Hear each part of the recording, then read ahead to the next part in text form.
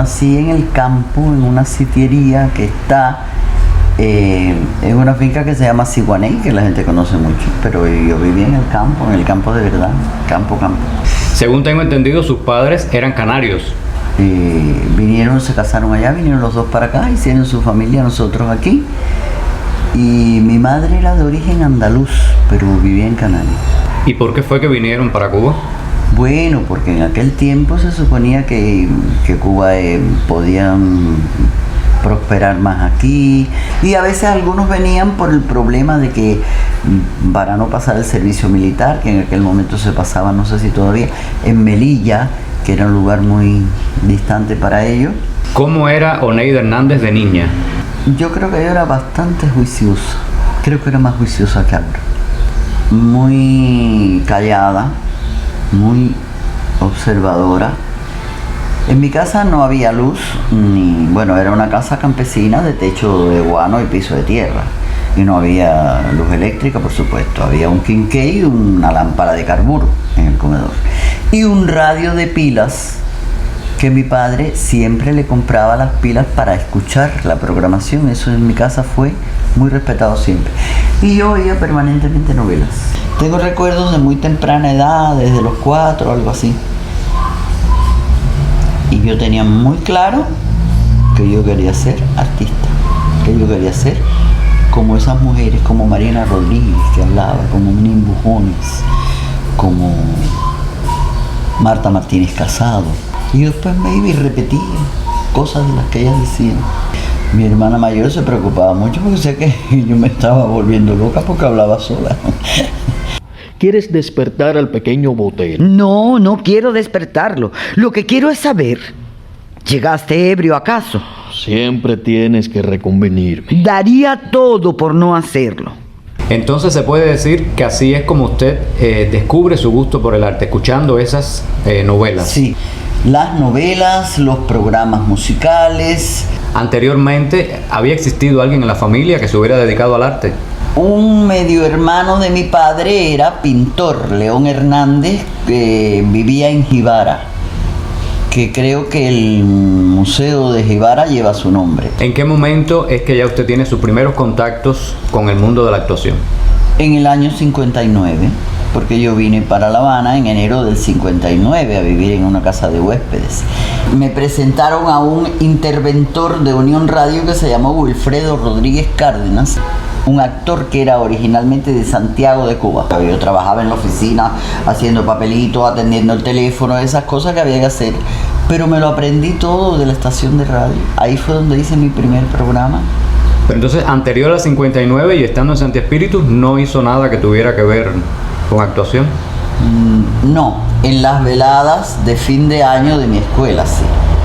Siempre yo recitaba, cantaba, actuaba, todo eso en las veladas de fin de año, de fin de curso. Y incluso de otras escuelas que no eran las mías, me mandaban a buscar y yo iba, me sentía de lo más importante con eso. Mi primer programa oficial yo lo hice en Unión Radio, cadena nacional.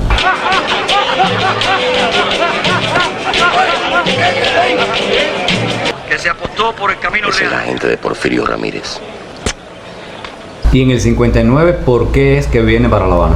Porque me di cuenta de que si yo seguía ya en aquel campo no iba a ser actriz nunca allí. Y quise venir y mi mamá se opuso.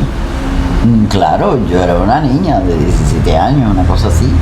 Y mi papá lo entendió. Pero junto con la actuación usted desarrolló también la carrera como locutora. Sí, siempre.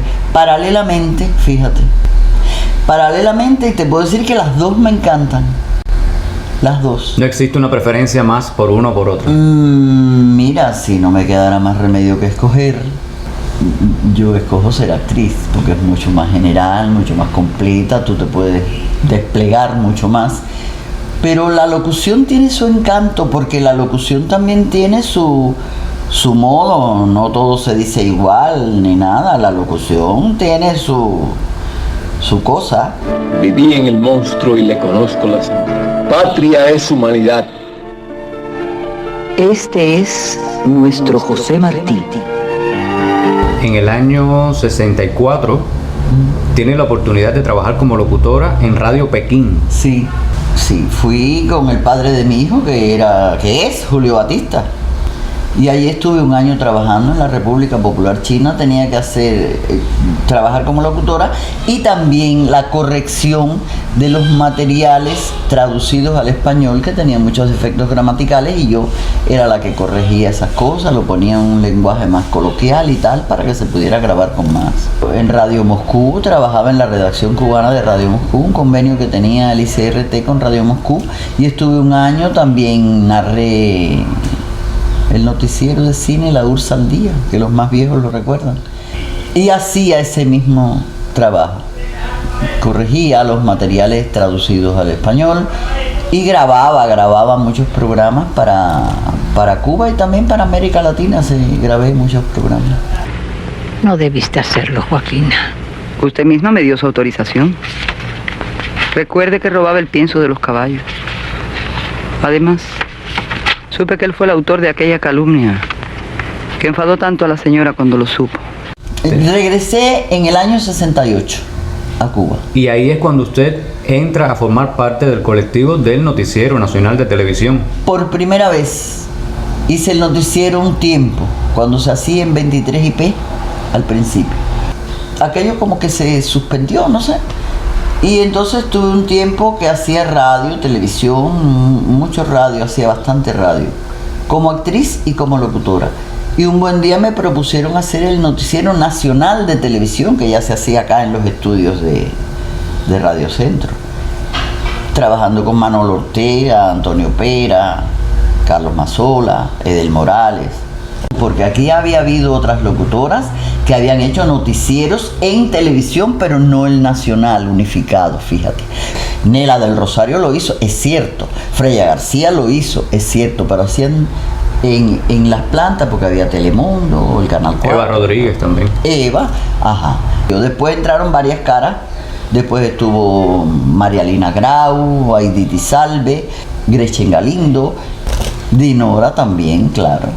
En sus inicios, ¿quiénes fueron sus referentes? Tal vez Consuelo Vidal.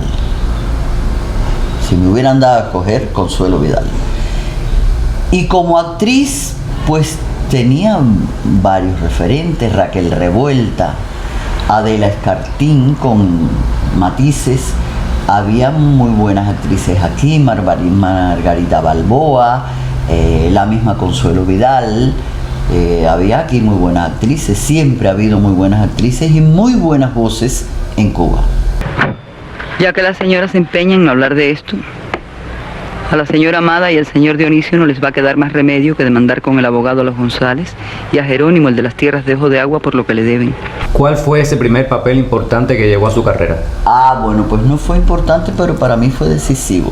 Yo estaba en mi pizarra de cordones en Unión Radio, y estaba el director de un programa que se hacía en vivo que se llamaba La Guantanamera, que era El Suceso, y Manolo Suárez, que era como se llamaba el director. Estaba angustiado, le dije, ¿qué le pasa, Manolo? Dice, que no me llega la actriz, y era en vivo. Y yo le dije, Manolo, ¿usted quiere que yo se lo haga? Yo sentada en la pizarra y él me miró así como se mira un bichito, me dijo, ¿tú te atreves? Digo, yo sí. Dice, a ver, lee ahí. Y me dijo, vamos para el estudio. Y me dijo, un poquito más despacio. Y ese fue mi primer programa. Después grabé cosas de la alfabetización, no profesionalmente. Entonces yo lo que hice fue estudiar en la Escuela de Arte Dramático. Y ahí estudié con profesores tan buenos como Loli Buján, Roberto Garriga, Mario Rodríguez Alemán, Elvira Cervera, Soa Fernández. Estuve trabajando en la Sala Arlequín, que era de Rubén Vigón, que tampoco tú puedes haberlo conocido, que era un escenógrafo muy bueno que había aquí, pero que tenía una salita ahí en la rampa, con Jorge Cao, María de los Ángeles Santana, Miguel de Grandi. Me imagino que es lo que desea, pero sepa que no he podido resolver nada. No me toque. Sepa usted que no lo engaño. La semana próxima lo lograré. Se lo prometo. ¿Qué personajes, qué obras recuerda que tuvo la oportunidad de hacer que vengan ahora a su memoria? Recuerdo muy especialmente a Lorca, La casa de Bernarda Alba, La vida es sueño de Calderón de la Barca, yo tenía el protagónico, hacía la doña Inés. Ese papel me gustó mucho, era toda en verso, muy delicada, muy bonita, Y siempre he tenido la costumbre de enamorarme del personaje que me dan, por poquito y por pequeño que sea. Y pienso, si es chiquito y es poquito, a mí me toca hacerlo grande. Después pude hacer Bodas de Sangre, dirigida por Berta Martínez, que era una escuela, que se hizo como que en 3 capítulos. Yo nunca le he tenido miedo a ningún personaje. Le he tenido miedo a equivocar la línea, que son 2 cosas distintas. Y por eso me gusta tener al director ahí, en que yo pueda confiar. ¿Sabe usted quién ha colocado en la biblioteca el diván que estaba en el pabellón del jardín? He sido yo, señora. ¿Y se puede saber por qué? Pensé que como la señora gusta de leer allí por las noches, estaría más cómoda en el diván. Oneida, usted tuvo a su cargo la conducción de un espacio que se llamó Te lo cuentan las estrellas. Sí, se tomaba la vida de una mujer destacada en alguna faceta de la vida, una científica, una artista, una jardinera, una mujer que se destacaba en lo que hacía, y entonces se narraban cosas acerca de esa persona. Y a mí me parecía encantador. Estuvo un tiempo en Colombia. En Colombia estuve trabajando. Y estando allí se publicó un libro de poemas que usted le dedicó a Colombia. Sí, Óptica Azul. Pero porque también le gusta escribir poemas. Yo escribo humildemente desde muy joven. Tengo cosas escritas a mi madre, a mi padre, a mi niñez, a mi infancia, a la casa grande esa, que era un gran bohío, pero era una casa.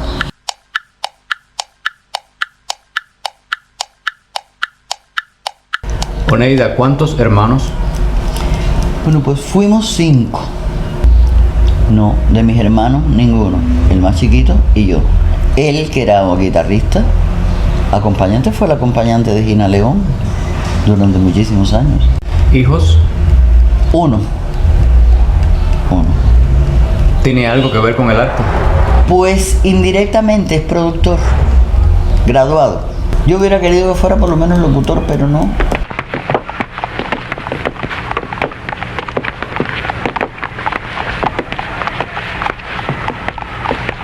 ¿Qué sucede, Joaquina?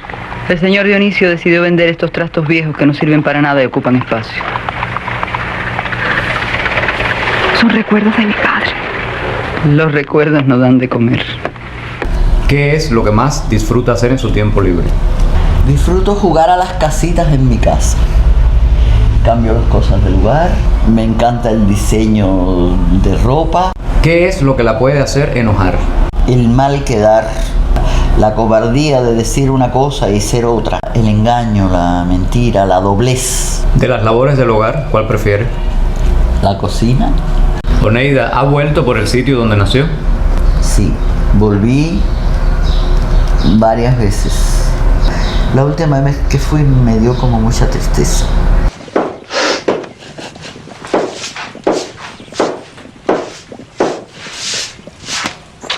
A ver, esos bandoleros, ¿con quién se meten? ¡Son niños!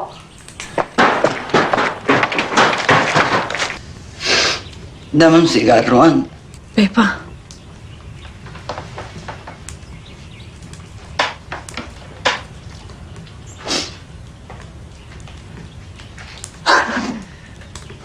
Bueno, Oneida, muchísimas gracias por haber aceptado conceder esta entrevista. A ti muchas gracias por haberte acordado de mí, que no todo el mundo se acuerda.